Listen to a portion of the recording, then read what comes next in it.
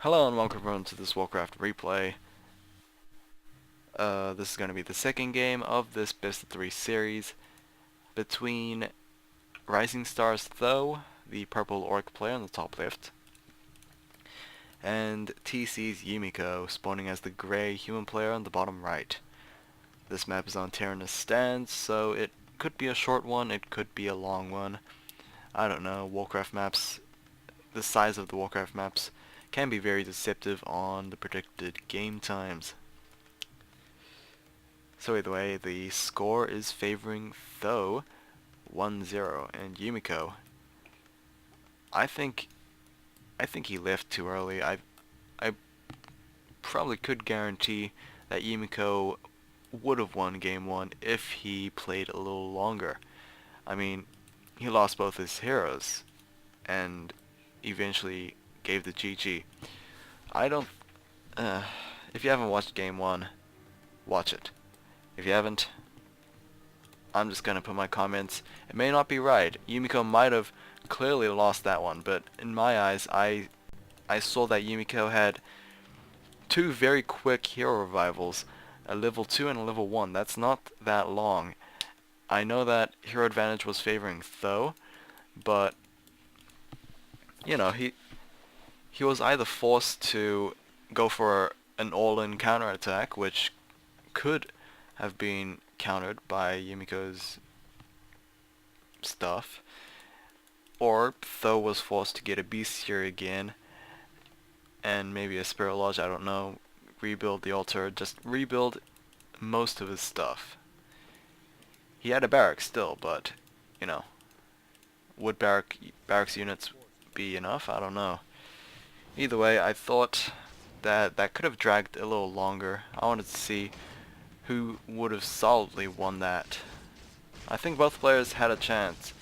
Tho obviously with his level 4 dual hero combination. So yeah. I'm not gonna complain. I did not see a tome being picked up. I'm not sure what the reasoning was there. Maybe there was a tome, I just did not see it. Renegade Wizard, and is going to be another Circlet of Nobility. Now the Blade Master's already got a... Oh, never mind, it wasn't a tome, it was a +3 gauntlet. Oh, so that was my mistake. Gauntlet has been sold, and we have a healing salve being purchased. Now the footman is going to spot this Blade Master, and Yumiko is going to clear out this Apprentice Wizard camp with only 2 units. 3 units, but technically it's going to be 2 now that the Elemental is going to be unsummoned.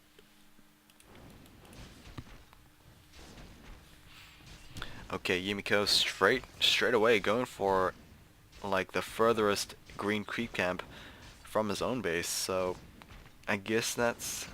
We saw that in game 1, and that was just to prevent, I guess, Tho from getting the easy creep camps, but I don't know.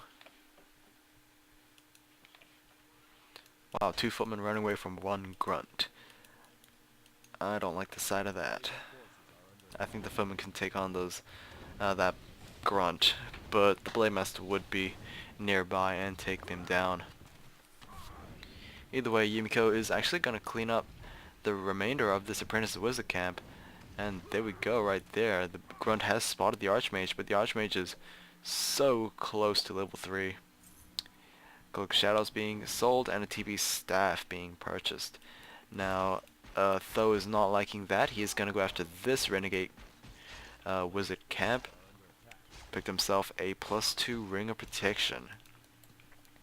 Not exactly the ideal item in this situation, I guess. I mean, Ring of Protection, I guess, would have some purpose and would be used in certain situations, but I wouldn't know which exact situation was or would be viable. Either way, Archmage is severely low health. He really needs to be careful if the Blade Master is nearby. He does have 2 stacks of a Dust of Appearance, Gonna pick up a +2 ring. +2 ring for an Archmage against a Blade Master. I think that's one of the situations where a protection ring is good at. Okay, here we go. Blade Master gonna go straight away for that Footman right there. He'll most likely retarget into maybe the Archmage after the Footman kill. There we go, the crit right there. Yumiko was about to commit. I don't know what I was about to commit. He was about to commit a murder. +3 intelligence on that Blade Master, and we once again have a Beastmaster moving in as the second hero for Yumiko. And the Footman is gonna die. Give me the Blade Master. So close to level 3. I mean, level 3 Blade Master in 6 minutes. Nothing really special. Blade Masters, I would say Blade Masters are really slow at leveling up, mainly because they tend to invest more of their time in harassment than just straight up creeping.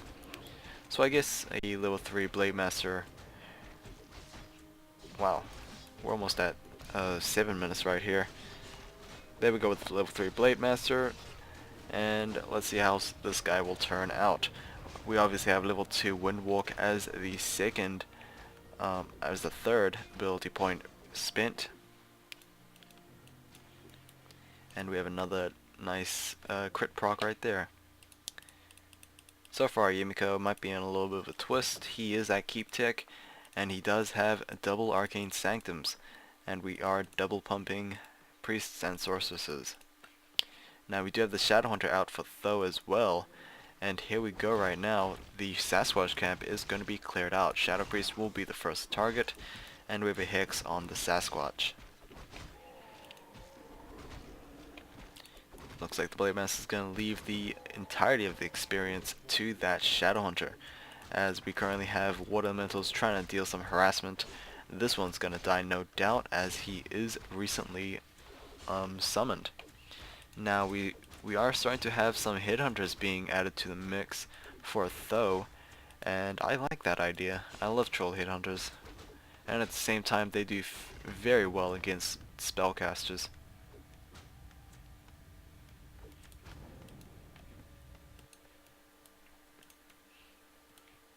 Okay, we have the Ivory Towers purchased, and we might be seeing the same thing going on for Yumiko. He is going to move about 5, 6, 7 militia. Ooh, this is very, like I said, all in kind of like. Blade Master is obviously going to spot this. The Beastmaster is going to get a hit of a critical strike, but the disappearance is on that Blade Master. We do not have Magic Century being researched just quite yet. Blade Master is going to go straight after that Archmage, but he's going to get slown immediately. Will we have an engagement right here? I'm not sure who is in the advantage. We currently have 40-40, so it is technically tied, but Tho, I believe, has... Actually, no, now I don't think so. After looking at those peasants still count as something. The speed scroll is going to be used for a quick retreat. Blade Master is, or needs to find some way of healing back up. He is going to purchase a potion of invulnerability and a scroll of healing. We're probably going to have a source being focused, I don't know. Oh, Peon's going to be focused right there. And we have one guard tower on the way. About 2 guard towers on the way. Disappearance on that Blade Master. He will be able to get healing waved by the Shadowhunter. And let's see how this will turn out. I think this is favoring Tho even more than game 1. I mean, in game 1, Yumiko looked like he had the edge, but in this game, it doesn't look like Yumiko has an edge at all. He is struggling to put out towers at the right place. He has one over here, but come on, it's over here. What's that gonna do?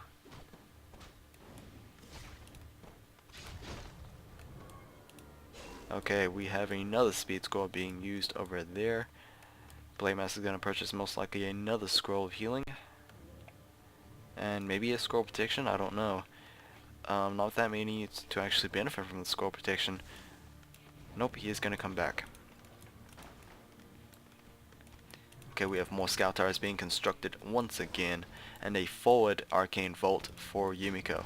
Kotobi is taking a considerable amount of damage. However, the Beastmaster is also taking a lot of damage from the Blade Master. We have the first Demolisher out for Tho, and Snare is on one of those sorceresses, so they cannot escape the Demolisher at all. However, the Demolisher is pretty low health. 2 more hits and it will be destroyed, but that is going to change as the peasants are going to repair it.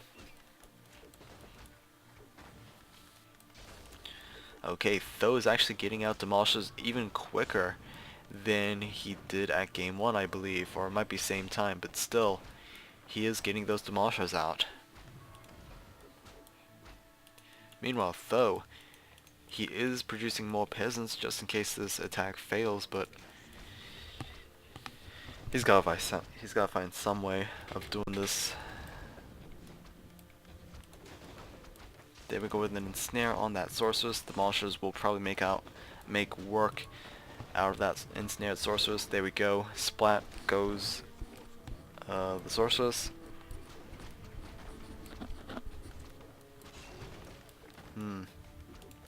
Okay, we have a couple of guard towers completed over here. Yumiko trying to advance his tower line, but unfortunately it's going to get taken out by the Demolishers if it actually catches the Demolisher's eye or something. Okay, we are at 1-0 on the upgrades of those Demolishers. We are most likely moving to, yep, we're going to 2-0 very soon. And here we go. I'm not sure what Yumiko's trying to do, maybe trying to engage. The Blade Master is a very juicy target, but he does have a Scroll of Healing and a Potion of Invulnerability. Okay, let's see how those turn out. We have a Blizzard Archmage right now. He does have Invulnerability Potion and a Health Pot. And let's see what will turn out. Sorceress once again taken out by those Demolishers. Blizzard not really hitting that many people. The Quillbeast will be taken down, giving level 3 to that Shadow Hunter.